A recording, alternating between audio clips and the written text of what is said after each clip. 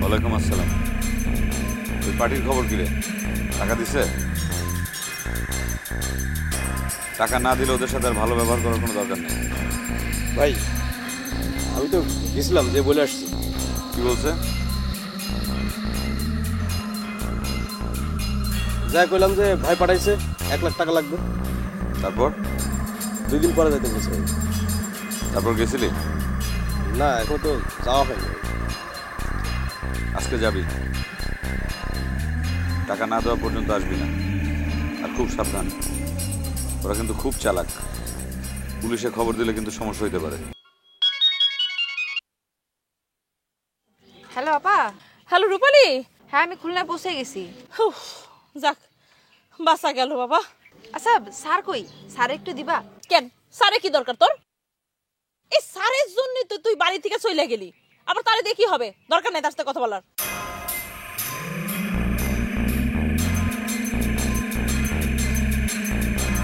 রূপালী, hello, কথা বলছো কেন?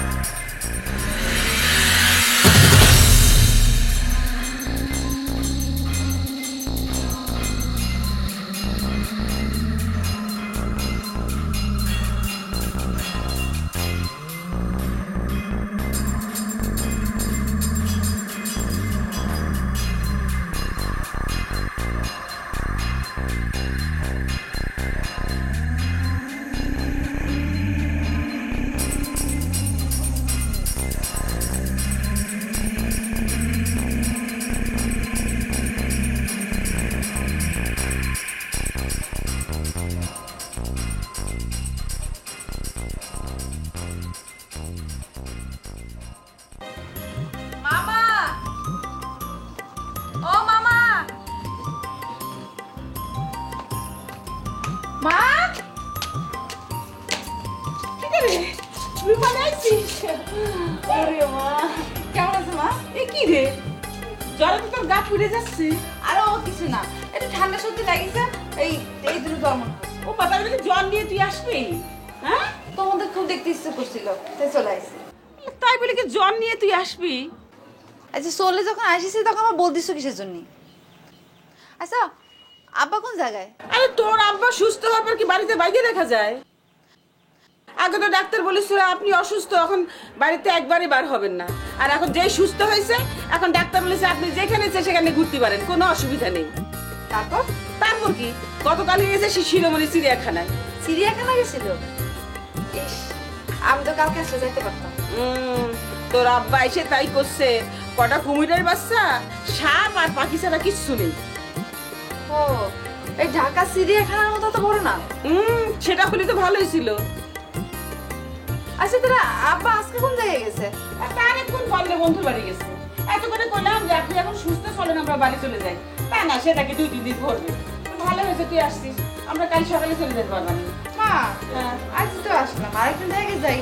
কতদিন পর মামা বাড়ি আসলাম। ওরে আল্লাহ, তুই দেখি তোর আব্বার মতোই কথা করছিস। হ্যাঁ, আয় ঘরে আয়।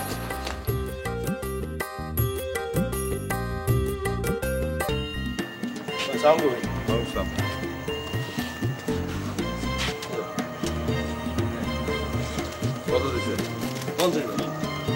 50 কেন? 1 দেওয়ার কথা না? এটাই দিলে আর ওই হাত পায়ে ধরে কান্নাকাটি বলা দিতে পারবে। তারা কোটি কোটি টাকার ব্যবসা করে, আমার 1 দিলে সমস্যাটা কি? ভাই আমরা তো শুধু একলা না, আমাদের মতো আরো অনেকের এরকম দিয়ে তাদের ব্যবসা করতে হয়, বুঝতে পারছেন না ভাই? আচ্ছা ঠিক আছে, তুই এটা রাখ। এই টাকাটা কয়রায় পাঠিয়ে দিবি, আর পিন্টুরে বলবি আমি আগামী শুক্রবার আসবো, ওই জন্য সবকিছু ঠিকঠাক রাখি। আচ্ছা ঠিক আছে। শোন, নাগরপুরের কৃষক সমিতির বিপুরে খবর দিবি, ওইখানে নাকি লাল বাহিনী মাথা চাড়াতে উঠছে।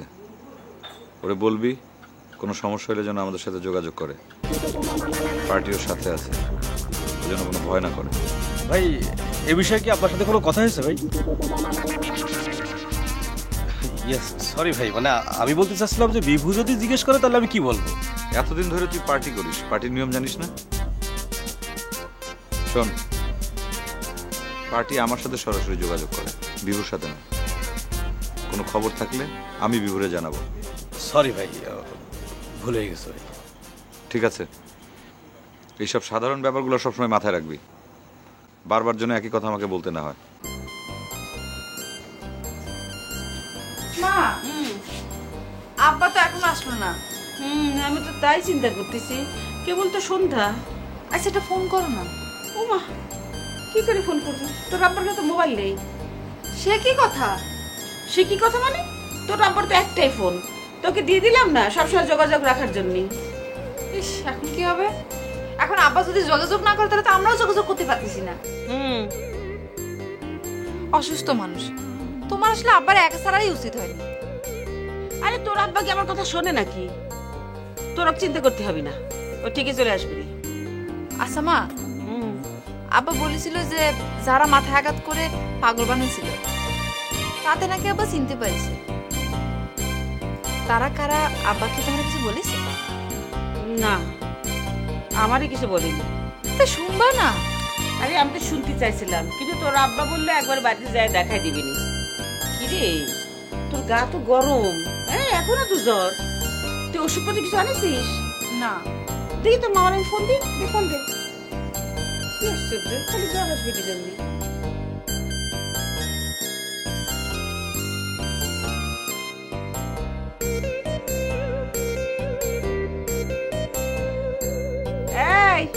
এই শোন, আসার সময় একটু জ্বরের ওষুধ নিয়ে আসিস তো। হ্যাঁ, ওর জ্বর তো কমতিছে না। হ্যাঁ, আয়।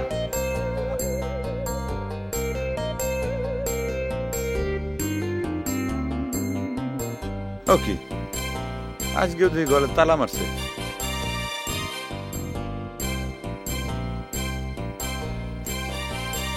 মিস ডলি, মিস ডলি, শুনতে আছেন আপনি?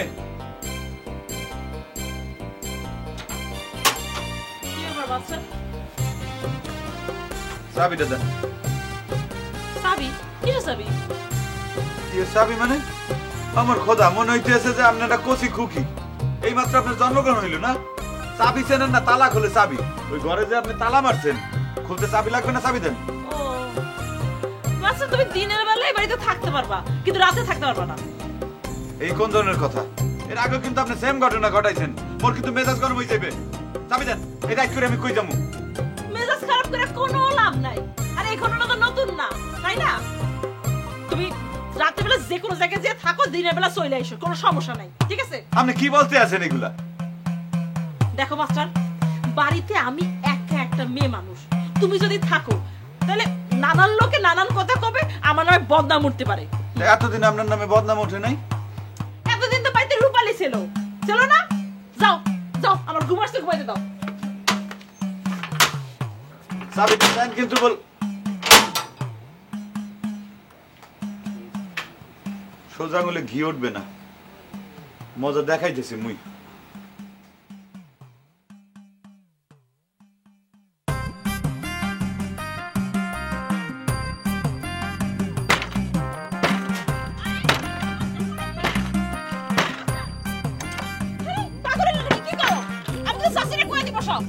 চাষিরে বলবেন এই লোন আপনার তালা ধরেন, এই লোন ইট ধরেন, এই যেমন মাথায় টোকান।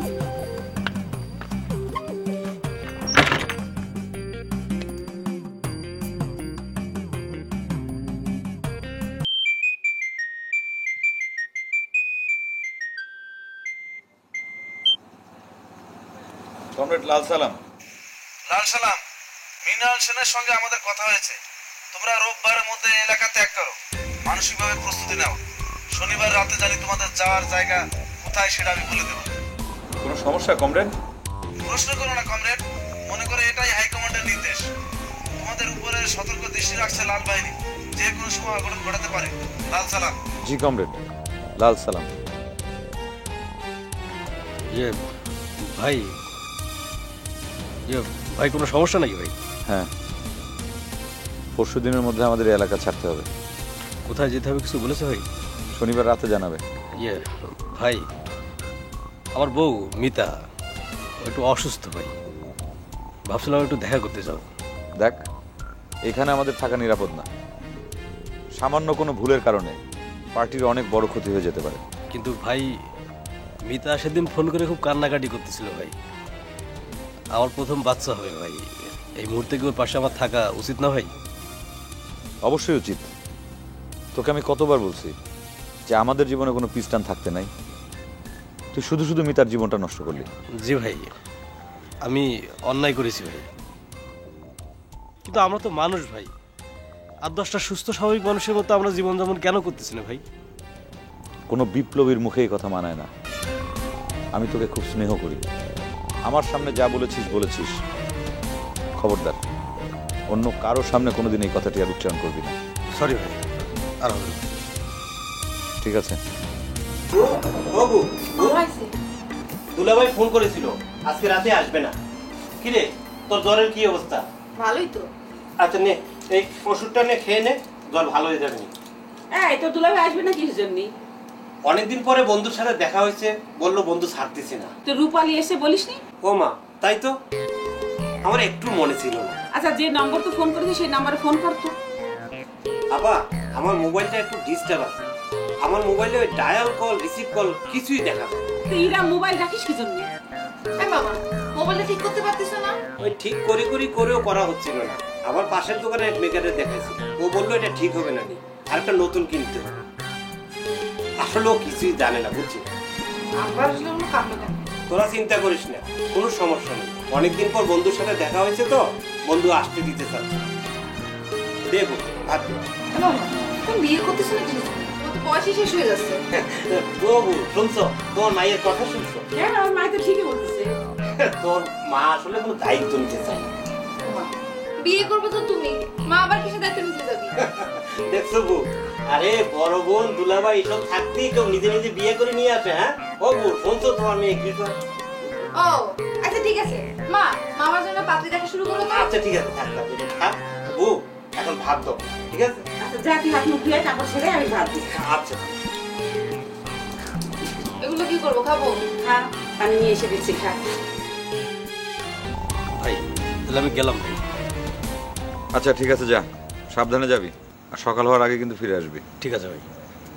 আর মিতারে বলবি আর বেশি দিন নাই, এই দুঃসময়টা পার হয়ে গেলে পরে। হ্যাঁ, তুই কত দূর? সামান্য একটা কাজ করতে তোর এত সময় লাগে বাচ্চু? আমি কতক্ষণ এখানে দাঁড়ায় থাকবো? তাড়াতাড়ি আয়। খালিশপুর যাবেন? খালিশপুর কোন জায়গা আপা? যে নিউজ প্রিন্ট মিল। না আপা, ওই জায়গায় যাওয়া যাবে না। চলেন না, নামাই দিয়ে না আপা, ওই এলাকার মিল কারখানা সব বন্ধ। আপনাকে যদি লয়ে যায় আপা, আমার খালি আসতে হবে। ওই জানা সমস্যা কি, যা নিয়ে যা। না আপা, যাবো না, আমার মাফ করে দিন।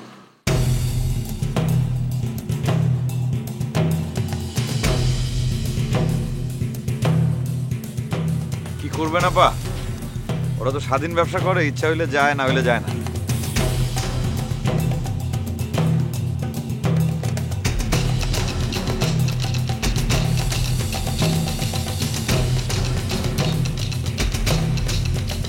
কিছু বলবেন আপনি? না, আপনার সাথে একটু কথা বলতে পারি? হ্যাঁ বলেন। আপনার নামটা কি? নামটা কি জানা খুব বেশি দরকার? জি না, কিন্তু আপনার বলতে কি কোনো সমস্যা আছে? না, কোনো সমস্যা নেই। আমার নাম সুলতান, কিন্তু আমার কোনো রাজ্য নাই।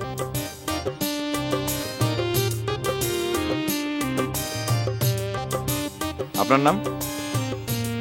আমি রূপালী। আচ্ছা আসি, হ্যাঁ।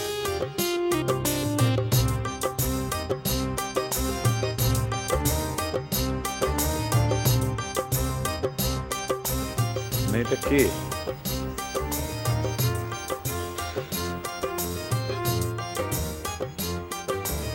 কিরে, হয় নাই, কাজ শেষ হয় নাই? কত টাকা দিছে? ভালো, খুব ভালো। শোন, তুই আসার সময় যে মোড়ে যে আমাদের রশিদ চাচার চায়ের দোকান না, ওই রশিদ চাচার হাতে তুই 10,000 টাকা দিয়ে আসবি। ওনার মেয়ের বিয়ে কিন্তু খুব, হ্যাঁ হ্যাঁ, ওনার হাতে দিয়ে আসবি 10,000 টাকা। বলবি যে আমার কথা বলবি যে আমি দিচ্ছি। ওকে, আর তাড়াতাড়ি চলে আয়, আমি দাঁড়ায় আছি। হ্যাঁ ওকে, হ্যাঁ রাখি।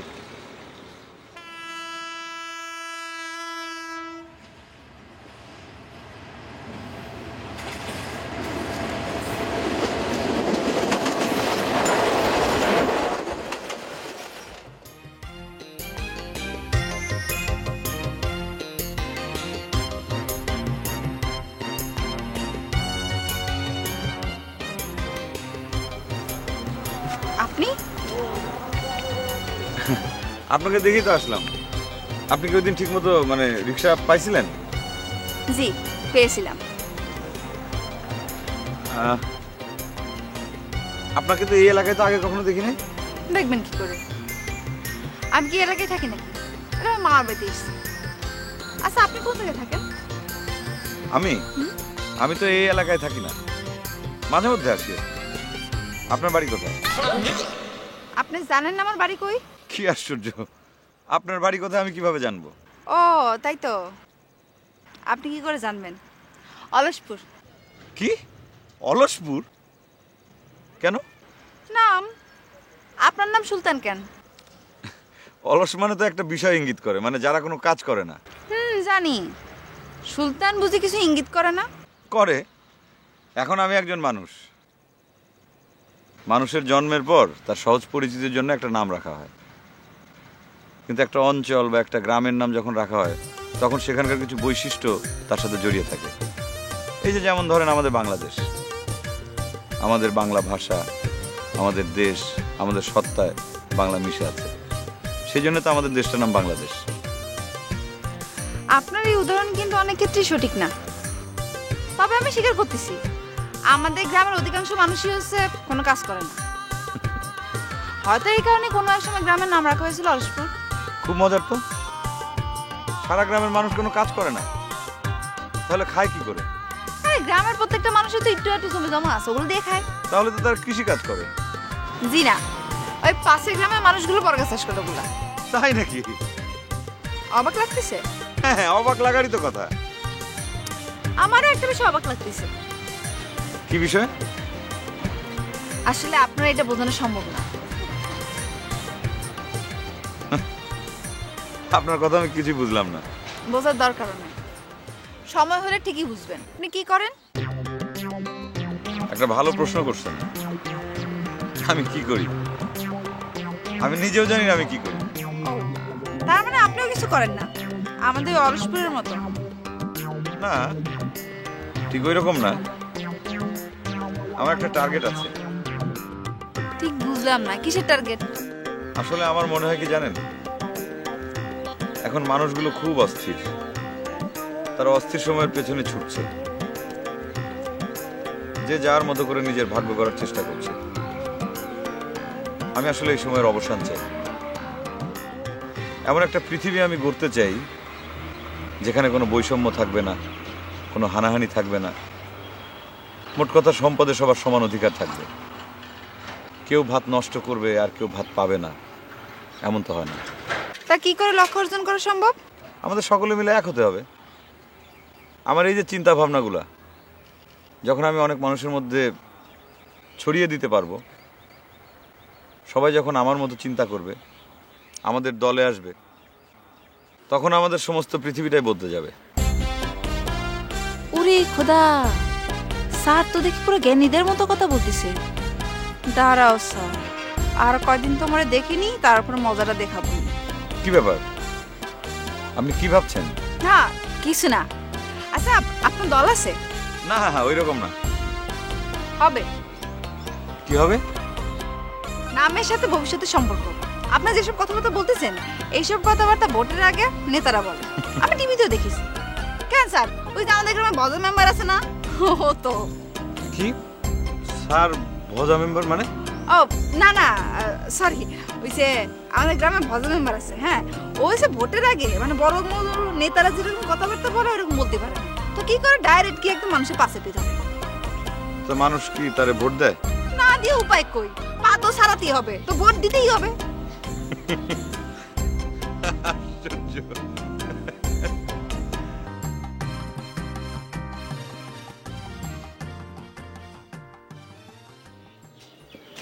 কোন জায়গায় গেছিলি? আর একটু মার্কেটে গেছিলাম, ডাক বাংলা মার্কেটে। আরে একা একা তুই মার্কেটে ঘুরে আসলি? আর তুমি এমন করতেছো কিসের জন্য? আর রিক্সায় গেছি, রিক্সায় আইছি। দেখো তো মায়ের কাণ্ড, কত বড় সাহস, তুই জ্বর নিয়ে মার্কেটে ঘুরতে গেছিলি? মা, তোমায় দেখার পর আমার জ্বর সারিয়ে গেছে। দেখো, দেখেছো একদম ঠান্ডা না? হ্যাঁ ঠান্ডা। আর আব্বা আসেনি? তোর আব্বার কথা জিজ্ঞেস করিসনি, একটা ফোন টোনও করিনি। এমন কাণ্ড জ্ঞানহীন মানুষ আমি জীবনেও দেখিনি। আরে জানা লাগবে কি জন্যে? কালকে গেছে বন্ধুর বাড়ি, এখন মধ্যে কথা শেষ হচ্ছে না। আর তুইও হয়েছিস তোর বাপির মতো, তুই কথা নেই বার্তা নেই মার্কেটে ঘুরে আসলি। আচ্ছা তুমি রাগ করতেছো কিসের জন্য? বললাম না লিপস্টিক দেখতে গেছিলাম। কি তোর কি লিপস্টিক নেই? আর যেগুলো আছে তো আছে, আমাকে নতুন কিছু আছে কিনা সেটা দেখতে গেছিলাম। দেখছিলাম। আয় খেয়ে রে।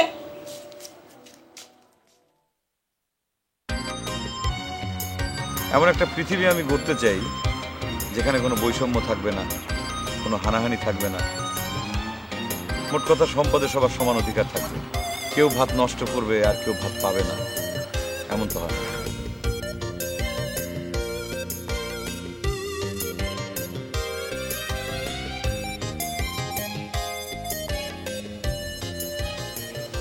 কি রে, কি ভাবতেছিস? কিছু না মা। জানো, এখানে একটা লোক আছে, দেখতে পুরো উজ্জ্বল স্যারের মতো। উজ্জ্বলের মতো? হ্যাঁ। দূর, তাই কি কখনো হয় নাকি? বিশ্বাস করো মা, আমি তার সাথে কথা বলছি। কথা বলছিস মানে? কার সাথে না কার সাথে কথা বলেছিস? আর তুমি খামাখা ভয় পাচ্ছ। লোকটা এমনিতে খুবই ভদ্র, আরে নাটকটা একটু বেশি করতেছে। না না মা, শহর বন্দরের বিষয়, কারোর সঙ্গে তোর কথা বলা ঠিক না। তোমার যা কথা, দাঁড়াও একবার দেখালে তোমার কাছে নিয়ে আসবো। কি আমার কাছে নিয়ে আসবি? কিসের জন্য? তুমি দেখলে একদম স্যারের মতো দেখতে। আমি তো প্রথম দিন দেখে ভাবলাম আমাদের স্যার, পরে শুনলাম যে না, এ হচ্ছে শুরুটা। না না না, কে না কে তার সাথে তোর কথা বলা দরকার নেই। যা যা ঘরে যে ওষুধটা খা। আয়। মামার ওষুধ খাওয়া লাগবে না, আমার জ্বর নেই।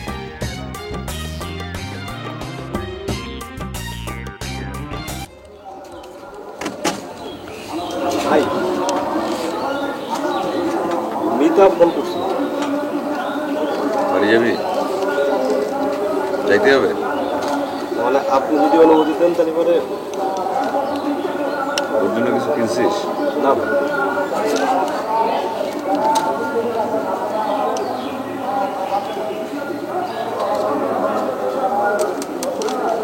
নে, ওর জন্য একটা লাল শাড়ি কিনবি। ভাই লাল শাড়ি কেন ভাই? দিলি ভালো হয় না? জি ভাই, ভালো হয়। আর শোন, রাত্রে যাবি, ভোর হওয়ার আগে আবার ফিরে আসবি। আচ্ছা ঠিক আছে ভাই। আর বিষয়টা কারোর সাথে আলাপ করার দরকার নাই, কারণ হাইকমান্ডের সমস্যা আছে। ঠিক আছে ভাই। ভাই আপনাদের কি বলে ধন্যবাদ জানাবো ভাই। আর দূর পাগল, ওট ওট ওট। ভাই মিতা একটা স্কুলে চাকরি পাইছে ভাই। ওনা একটা কথা বলে ভাই। কি বলে? না থাক, কিছু না ভাই। শোন, তুই মিতারে বলিস ওর যে সন্তান আসতেছে, সেই সন্তানের জন্য একটা সুন্দর পৃথিবী তৈরি করার জন্য আমাদের এই লড়াই। ভাই মিতাকে আমি কথাটা বলছি ভাই, কিন্তু ও তো অন্য যুক্তি দেখায় ভাই। ও বলে যে ওই অন্যের সম্পদ লুণ্ঠন করে কখনো বৈষম্য দূর করা যায় না। প্রত্যেকটা মানুষকে আগে যোগ্য হয়ে গড়ে উঠতে হবে, তারপর বাস্তবতার মুখোমুখি হয়ে তাকে টিকে থাকতে হবে ভাই। শোন, তুই মিতারে বলবি এক গোষ্ঠীর হাতে বিশাল সম্পদ, আর এক গোষ্ঠীর হাত শূন্য। এই বৈষম্য দূর করার জন্য রাজার ভান্ডার ছিনতাই করা ছাড়া আর কোনো রাস্তা নাই।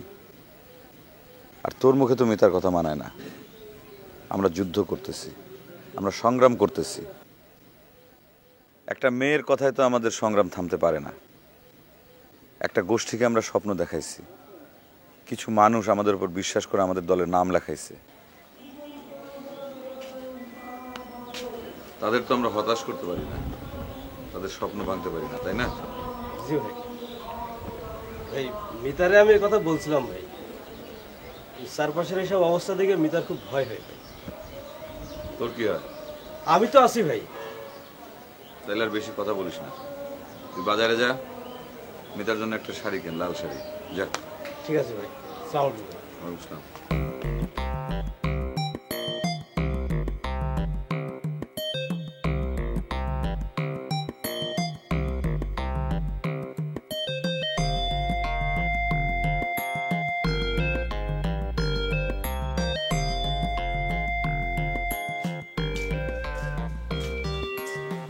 এই, তুই এবার কোথায় যাচ্ছিস? বাইরে থেকে একটু ঘুরে আসি মা। মানে সেনা নেই জানা নেই, তুই কোথায় ঘুরতে যাচ্ছিস? আরে খুলনা শহরে চেনা চেনা লাগে নাকি? বাইরে বেরোলে তো ঘুরে যাবে। এই সন্ধ্যার আগে কিন্তু ফিরে আসিস। আচ্ছা ঠিক আছে। তুই সাহস, অচেনা জায়গায় ঘুরতে যাচ্ছে।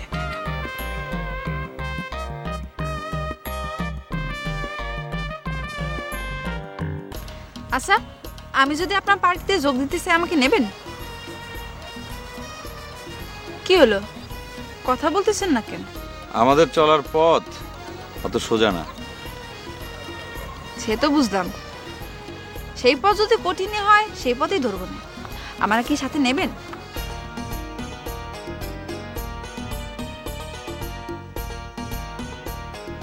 স্যার, তোমার ওই নকল গোফটা যদি টাইনি তুলতে পারতাম, তাহলে তোমার আসল চেহারা বাইরে হয়ে যেত, এত নাটক করতে হতো না।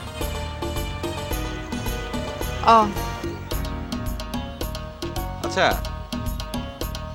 হঠাৎ আমাদের পার্টিতে আপনার যোগ দেওয়ার তো ইচ্ছা হলো কেন? কেন হতে পারে না বুঝি? না পারে, কিন্তু আপনার সাথে আমার পরিচয় তো মাত্র কয়েকদিনের, আপনি আমাকে চেনেন না, এটা কিভাবে সম্ভব? কি ব্যাপার? না, ওই যে আপনার গোফে পোক।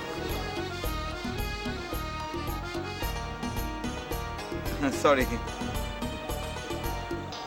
ঠিক আছে। হ্যালো, তুই কই? এই যে ভাই আপনার পাশেই, একটু ঘাটটা ঘোরান, দেখতে পারবেন ভাই। আচ্ছা ঠিক আছে, তুই একটু দাঁড়া, আমি আসতেছি। হ্যাঁ রূপালী, আসি, দেখা হবে আবার। হ্যাঁ আচ্ছা ঠিক আছে।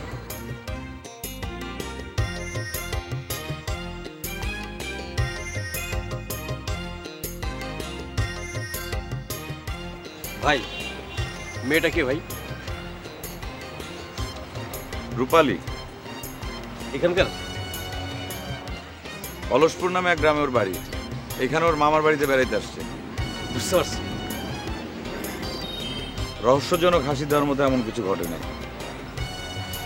Sorry boss. জীবন চলার পথে এরকম অনেকের সাথে পরিচয় হয়, হয় না?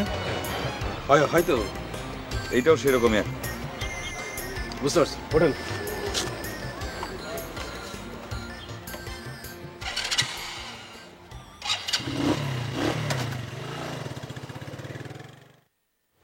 উনি আবার কে?